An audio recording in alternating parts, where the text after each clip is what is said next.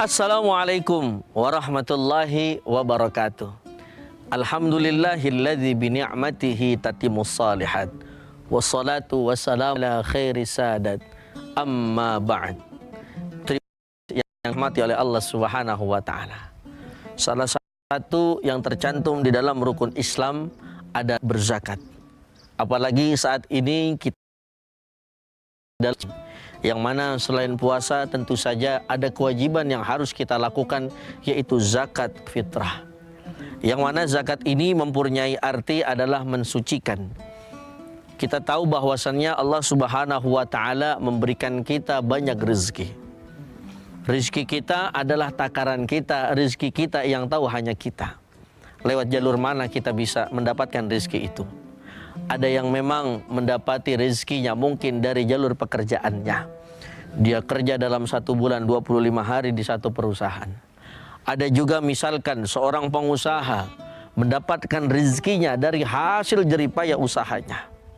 Misalkan ada juga sekarang zaman modern orang yang dapat rezekinya misalkan dari Instagramnya. Seorang yang namanya seleb Instagram, bisa jadi uangnya dari dalam Instagram itu. Tentu saja masing-masing manusia punya jalannya. Tapi yang tidak boleh kita lupakan bahwasannya setiap harta yang kita dapatkan ketika itu ada hak zakat yang harus kita berikan. Maka dari itu zakat, kata Syekh Sa'id Ramadan Al-Buti rahimallahu ta'ala di dalam beberapa kitabnya, bahwasannya sebagai manusia yang bertuhan Allah, sebagai manusia yang menjadikan Rasulullah Sallallahu Alaihi Wasallam sebagai uswah, maka ketika mendapatkan harta jangan lupa keluarkan untuk zakatnya. Seorang pedagang, keluarkanlah zakatnya kepada orang yang lain. Kita misalkan, apalagi yang saya ingin tekankan, ketika sebentar lagi puasa berakhir, jangan lupain zakatnya. Berapa nisabnya sesuai yang memang sudah kita ketahui seperti biasa. Sebab zakat fitrah selain mensucikan adalah menyempurnakan daripada ibadah saum kita. Tribuners yang dirahmati oleh Allah Subhanahu wa taala. Terlebih tentu saja Allah Subhanahu wa taala menginginkan setiap hambanya di dalam keberkahan. Bisa jadi zakat fitrah ini menambah makin banyak kita mengeluarkan daripada setiap harta kita. Bisa jadi setelah disucikan harta kita, insya Allah Allah makin tambah daripada harta-harta kita. Amin ya rabbal alamin. Sesuai dengan firman Allah di dalam surah At-Taubah ayat 130, bahwasannya kita diperintahkan untuk mengambil daripada setiap harta kita untuk sodako dan zakat kepada orang yang memang berhak menerimanya. Supaya apa? Supaya terjalin keberuntungan di dalam kehidupan kita.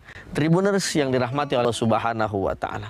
Mari bukan hanya diri kita, tapi kita ajak keluarga kita ajak saudara kita ajak orang yang ada di sekeliling kita untuk mengeluarkan daripada zakatnya, terutama zakat fitrah menjelang berakhirnya daripada saum Ramadan ini. Tribuners yang dirahmati oleh Allah Subhanahu wa taala. Maka dari itu kita berdoa kepada Allah, mudah-mudahan Allah pertemukan kembali kita dengan bulan suci Ramadan di tahun-tahun yang berikutnya, sehingga dalam keadaan pun mohon maaf, mudah-mudahan dalam keadaan ekonomi kita yang makin meningkat, sehingga di tahun-tahun berikutnya kita bisa mengeluarkan zakat lebih banyak lagi daripada tahun ini. Amin ya rabbal alamin. Tribuners yang dirahmati oleh Allah Subhanahu wa taala, ini pun telah ditekankan oleh baginda Nabi Muhammad sallallahu alaihi wasallam. Beliau kita tahu adalah seorang pedagang sukses. Dulu bersama Sayyidat Khadijah Al-Kubra, beliau belajar berdagang sehingga menjadi pengusaha hebat.